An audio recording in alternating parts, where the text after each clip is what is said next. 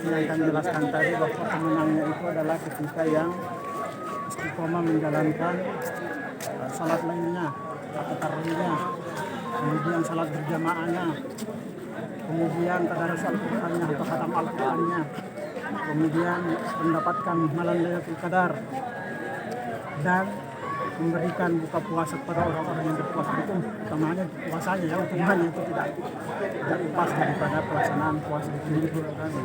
Itulah pemenang-pemenang daripada itu. Ustaz, ini kan kemarin ada juga jamaah dari Jogja ya. Melaksanakan sholat Idul Fitri lebih dulu ya dibanding jamaah. Ya. Kami ingin menilai bagaimana sih penilaian jamaah Nasir terkait perbedaan-perbedaan itu, toleransinya ya, karena kalau pemerintah mungkin besok atau Muhammadiyah mungkin besok, sementara Nasir hari ini sebelumnya ada dari Jogja. Bagaimana penilaian toleransi menurut Nasir terkait hal yang berbeda seperti itu?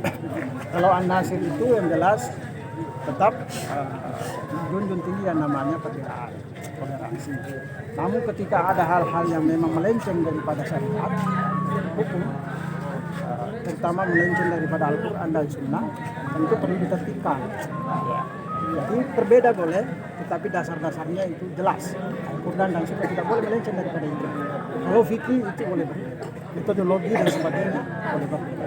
Termasuk An-Nasir saya kira memiliki suatu ilmu dan metodologi tersendiri yang yakin kebenaran tentang itu, pengajaran dari guru dan imam, istiqomah melaksanakan itu, saya kira tidak masalah. Begitupun juga kami dengan yang lain. Kalau menurut kemana sih masuk sawahnya dimulai kapan?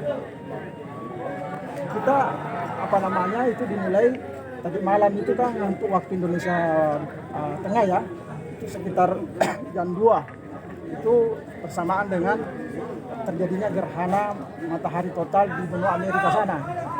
Itu satu ilmu pengetahuan yang tidak bisa dibantahkan bahwasanya ketika terjadi gerhana matahari itu adalah bagian daripada perpisahan bulan. Artinya sejak itulah Ramadan ke Syawal. Karena terjadi malam hari, waktunya sangat memungkinkan untuk melaksanakan Idul Fitri hari ini. 1 Syawal 1445 Hijriah hari ini. Maka An-Nasir dilaksanakan hari ini, insyaallah. Kalau metode penelitian dari tanda-tanda alam ini seperti apa kalau yang dilakukan An-Nasir? Seperti yang sudah sering kami jelaskan bahwasanya An-Nasir ini kan ada beberapa metode yang dipadukan. Pertama mengamati 14, 15, 16 atau purnama ya. Lalu kemudian setelah itu didapatkan dengan kriterianya masing-masing, nanti 27, 28, 29 dilihat lagi terbitnya bulan di subuh hari begitu. Nah, pergantian bulan terkait dengan fenomena alam biasa terjadi hujan, kilat, guntur, petir, angin berkencang agak kencang. Nah, itu semua adalah fenomena alam yang terkait dengan pergantian bulan. Dan yang terakhir itu adalah pasang kondak air laut. Yakinlah bahwa hari ini itu pasti kondak ini di laut. Siapa yang punya waktu ke laut ini pasti kondak tertinggi sekarang ini. Nah, itu saya kira.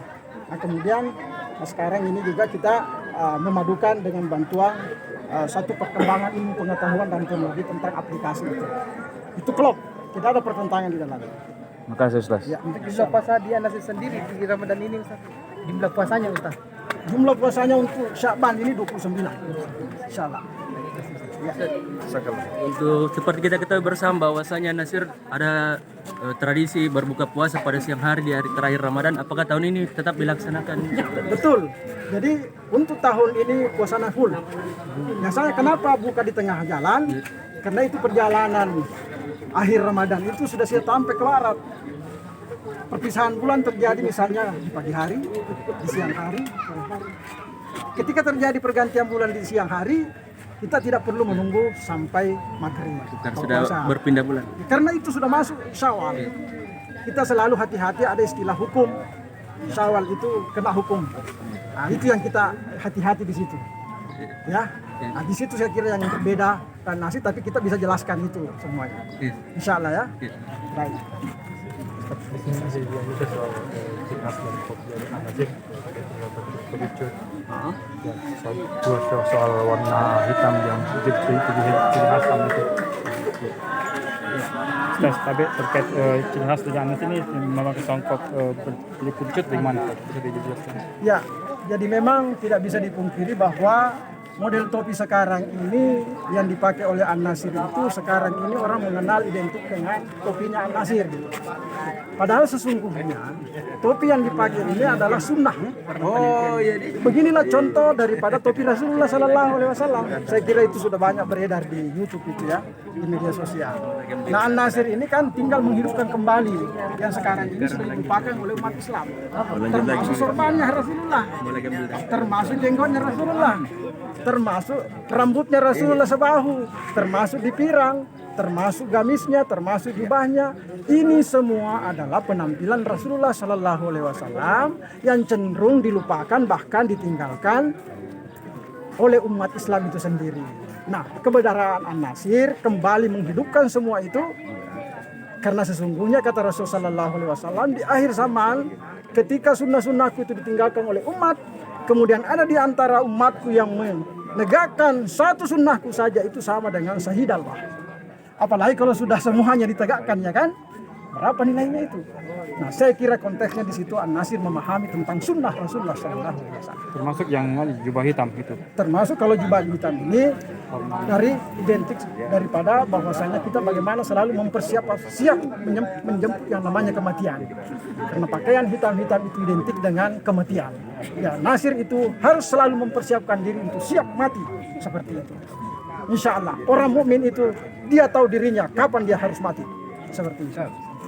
Masya Allah.